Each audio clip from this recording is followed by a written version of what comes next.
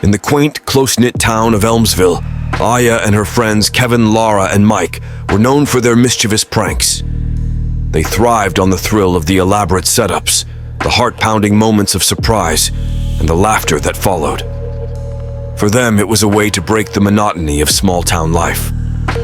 Ruby had moved to Elmsville only a few months ago. Shy and reserved, she struggled to fit in and often found herself alone. Her introverted nature made her the perfect target for Ayah and her friends, who saw her as a challenge to crack. They decided to stage a fake kidnapping to scare her, believing it would be the most epic prank they had ever pulled off. Preparations began weeks in advance. They rented an old, abandoned house on the outskirts of town, known for its eerie atmosphere. They filled it with sinister props, fake blood, and recorded creepy sounds to play through hidden speakers. Ayah, the mastermind, ensured every detail was perfect. On the night of the prank, they lured Ruby to the house under the pretense of a secret invitation-only party. She hesitated, but, eager to make friends, she agreed to go. As she stepped inside, the lights went out, and the friends, dressed in dark clothing and masks, grabbed her. Ruby's screams echoed through the empty halls, each one piercing the silence and sending chills down their spines. But then, in her panic, Ruby tripped and fell down the stairs, hitting her head on the hard, cold floor. Her body lay still, her eyes wide open but unseeing. Panic ensued. The friends gathered around her, shouting her name, shaking her, but she didn't respond. Her pulse was gone. The realization that Ruby was dead hit them like a freight train. The prank had gone horribly, irrevocably wrong. In the aftermath, chaos reigned. Kevin suggested calling the police, but Mike, fearing the consequences, vehemently opposed it. Laura was crying hysterically, unable to process what had happened. Ayah, usually the composed leader, was in shock. They argued for what felt like hours, but in the end, fear of being caught led them to a grim decision. They buried Ruby's body in the woods behind the abandoned house, swearing each other to secrecy. Days turned into weeks, and Ruby's disappearance became the talk of the town. Her parents were frantic. Her face was plastered on missing person posters, and the police conducted search after search, but found no trace of her. Ayah and her friends tried to carry on as if nothing had happened, each haunted by their guilt in their own way. Kevin turned to alcohol, trying to drown his guilt in a haze of intoxication. Laura withdrew from everyone, her once bubbly personality replaced by a hollow shell.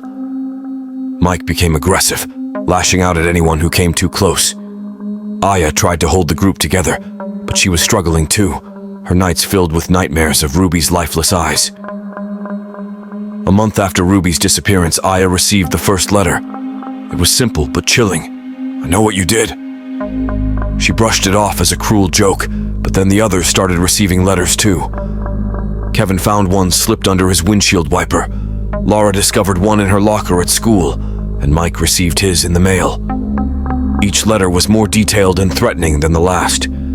The letters described the events of that fateful night with eerie precision. Whoever was writing them knew everything, and they made it clear that vengeance was coming. The friends tried to confront each other, accusing one another of breaking the pact, but it was clear none of them had written the letters. As the letters continued to arrive, now totaling in the hundreds, Ayah's anxiety grew. The letters were no longer just threats. They contained pieces of a puzzle. Each one seemed to be part of a larger message, a story of revenge that was slowly unfolding. Ayah, unable to cope with the fear and guilt, began to investigate. She retraced the steps of that night, visiting the abandoned house and the woods where they had buried Ruby. One night, while reading the latest letter, Ayah noticed a pattern. The letters weren't just threats, they were clues, leading her to a horrifying realization. Ruby's death had not gone unnoticed. Someone had seen everything. And now, they were toying with Ayah and her friends, using the letters to drive them to the brink of madness. The letters were building up to something, a final act of retribution that would be as elaborate and terrifying as the prank that started it all. Determined to uncover the truth, Ayah dug deeper. She spent nights in the library, researching old town records and talking to anyone who might have seen something that night. Slowly, she began to piece together the identity of their tormentor. On the anniversary of Ruby's death, the letter stopped. Ayah, exhausted and paranoid, received one last letter. It simply read, "Tonight." Fear gripped her heart as she realized the endgame was near. That night, Ayah and her friends received invitations to a party at the abandoned house. Unable to resist, they arrived to find the house transformed. The eerie props were back, the lights flickering, and a chilling sense of déjà vu filled the air.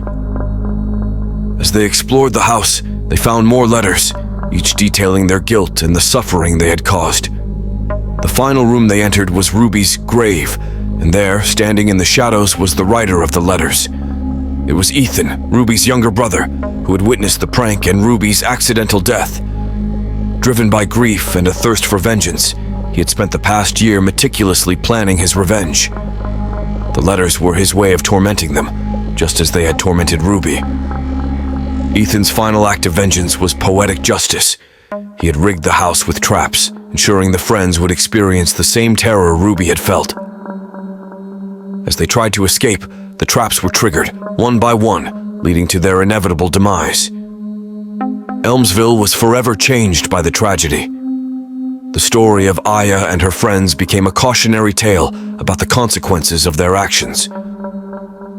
The abandoned house stood as a grim reminder of the events that transpired, a place where the line between prank and crime blurred, leading to a deadly conclusion. The year following the tragic events at the abandoned house, Elmsville tried to return to normalcy, but the town was haunted by the specter of Ayah and her friends' fate. Gossip and speculation filled the air, each story more macabre than the last. Ethan, now a local ghost, had disappeared after his final act of vengeance. The townspeople whispered about sightings of him, always in the shadows, always watching. His family had moved away, unable to bear the memories, but the legend of the letters persisted. 1 year later, a new group of friends moved to Elmsville, unaware of the town's dark history. Sarah, Jason, Emily, and Ryan were thrill-seekers, much like Ayah and her friends had been. They quickly became intrigued by the abandoned house on the outskirts, drawn by the tales of hauntings and mysterious deaths. Despite warnings from the locals, they decided to explore the house, armed with flashlights and a camera to document their adventure. As they stepped inside, they found remnants of the past, old props, faded letters, and eerie echoes of laughter. Days after their visit, Sarah received a letter in her mailbox. It was eerily similar to the ones Ayah had received. "I know what you did." She dismissed it as a prank, but when Jason, Emily, and Ryan received identical letters, fear began to creep in. Determined to uncover the truth, they delved into the town's history. They learned about Ayah, her friends, and the mysterious letters. They discovered Ethan's role in the story, piecing together the tragic events that had led to the deaths. The parallels between their situation and the past were unnerving. As more letters arrived, the new friends realized they were not just threats, but clues, just as they had been before. Each letter contained pieces of a puzzle, leading them to various locations around Elmsville, the old library, the town hall, and finally, the abandoned house again. The letters grew increasingly specific, describing their movements and conversations with unsettling accuracy. It was clear someone was watching them, just as Ethan had watched Ayah and her friends. One night, Sarah decided they needed to confront their tormentor. They set up a trap at the abandoned house, hoping to catch whoever was sending the letters. Armed with cameras and walkie-talkies, they waited in the shadows. Hours passed with no sign of anyone, and just as they were about to give up, they heard footsteps. The figure was cloaked in darkness, moving stealthily through the house. As they sprung their trap, the figure turned and revealed himself. It was Ethan. Ethan looked older, his face marked by the pain and sorrow of the past year. He confessed that he couldn't move on, that the guilt of what he had done haunted him as much as the death of his sister. The letters, he claimed, were his way of trying to atone, to prevent another tragedy. Sarah and her friends listened, torn between anger and pity. They convinced Ethan to come forward and tell his story to the authorities, to seek forgiveness and put an end to the cycle of vengeance. The next day, Ethan walked into the police station and confessed everything. The town was shocked, but there was a sense of relief as well. The legend of the letters had ended, and with Ethan's confession, Ruby's parents finally found some semblance of closure. With the truth revealed, Elmsville began to heal. The abandoned house was demolished, replaced by a memorial park dedicated to Ruby.